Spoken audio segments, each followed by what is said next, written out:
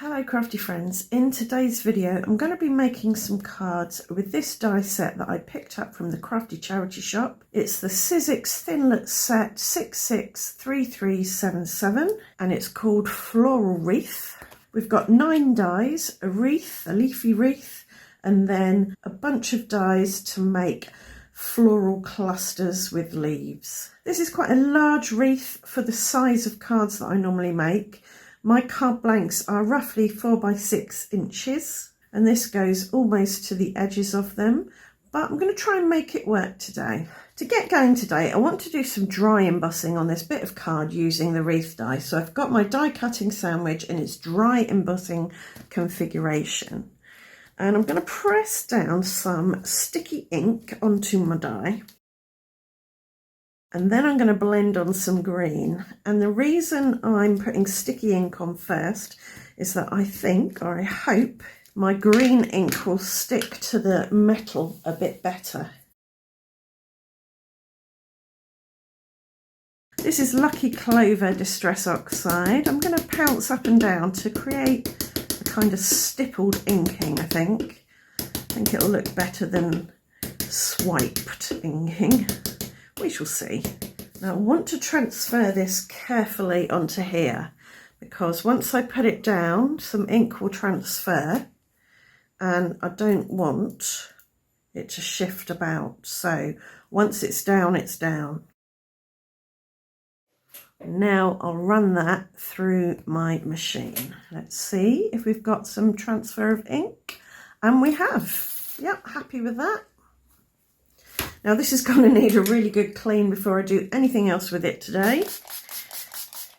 I've just squirted that with water so the ink's running around.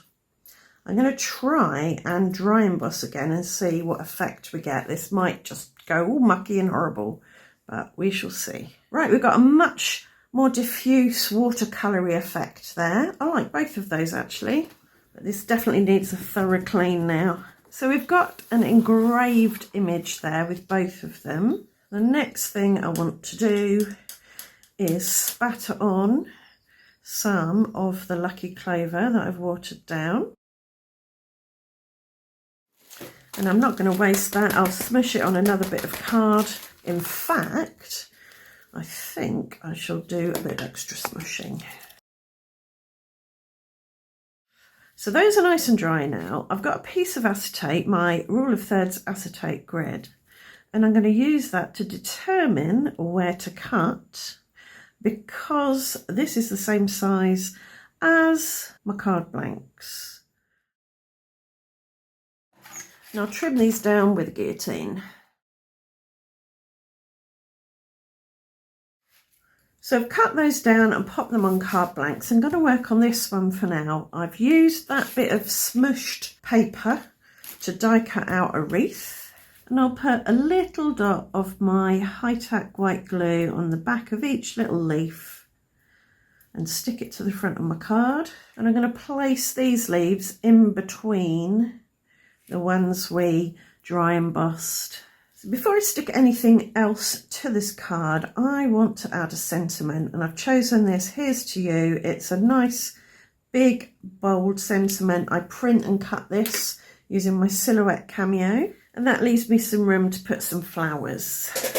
So for flowers, I pulled these from my box of backgrounds and bits. I made these with the smushing baby wipe technique. I will leave a link to the video about that down below. So I'm actually going to double these up so that I've got 2 layers. This one with the holes in where the hearts come out, I'm going to place on top. And I'll fill the hearts in a bit. And these can go down here.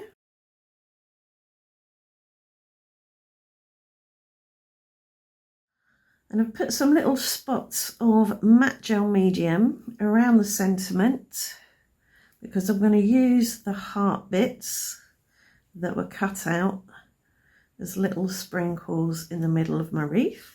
And I'm going to cut another flower from gold to get some gold hearts. And these are going to go in the apertures in the flower. And there's a teeny tiny little flower centre, so I'll cut 2 of those and we'll pop the flower centres in the centre. And I'll flick these up to give it a bit of dimension. I've used 2 of the smaller single leaves to die cut leaves from vellum.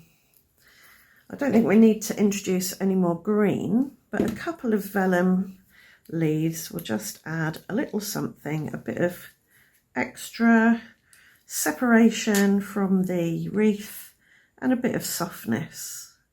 Right, there's the first card.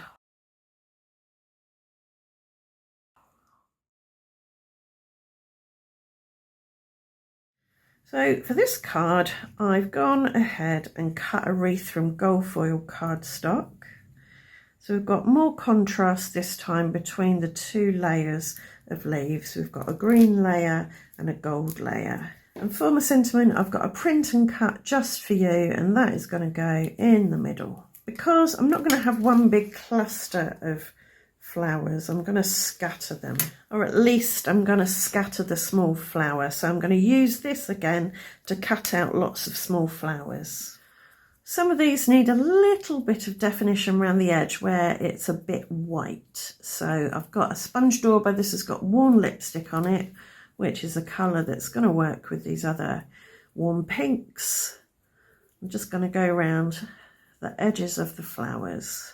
I'm going to curl these flowers up a bit so they don't look so flat.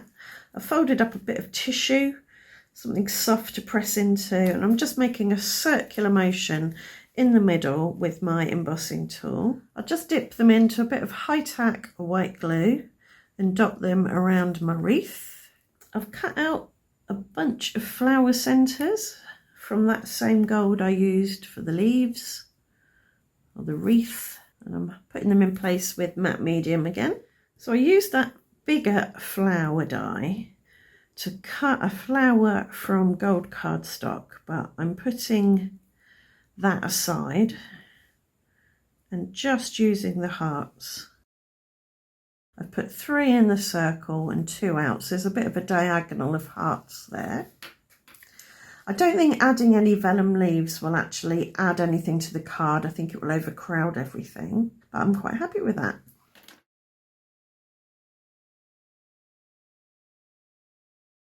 So that's 2 cards made with that set from Sizzix. There's definitely a lot more that can be done with it, so I'm going to put my thinking cap on and create some more designs for a future video. But I wonder which one of these you prefer, the one with less bling and more green, or the one with more bling and less green? Let me know in the comments. Right, thanks for joining me, and I'll see you back here very soon for another video. Bye for now.